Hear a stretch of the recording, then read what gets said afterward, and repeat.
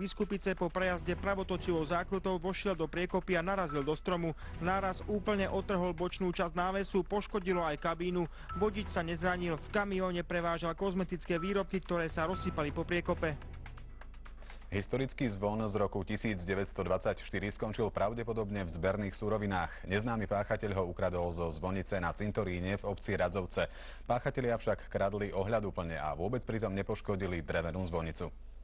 Nikto presne nevie, kedy zvon ukradli. Umíráčik, ako ho miestni obyvatelia hovorovo nazývali, zvonil naposledy pred 2 týždňami. Už roky ho v tejto obci využívali pri každom pohrebe. Predtým visel v miestnom kostole. V roku 2005 ho po rozsiahlej rekonštrukcii miestneho cintorína vložili do tejto drevenej zvonice. Zvon do nej umiestnili tak, aby sa nedal vybrať. Konštrukčne celá tá zvonica je spravená tak, že v celosti ten zvon nemohli vybrať. Starosta obce si myslí, že zlodejov bolo určite viac a tí sa na krádež zrejme poriadne pripravili a kradli aspoň ohľaduplne. Konštrukciu drevenej zvonice totiž vôbec neporušili. Je však viac než isté, že historický zvon už v jeho pôvodnej podobe nikto nenájde. Jednoznačne to museli rozbiť na mieste.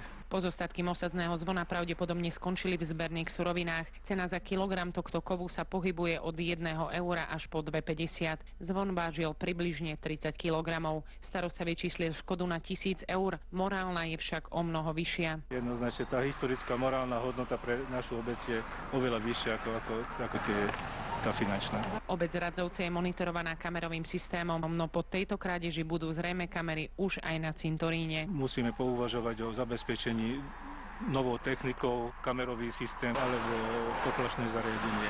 Polícia už začala trestné stíhanie pre trestný čin krádeže a po páchateľovi pátra. Hrozí mu až 2-ročné väzenie.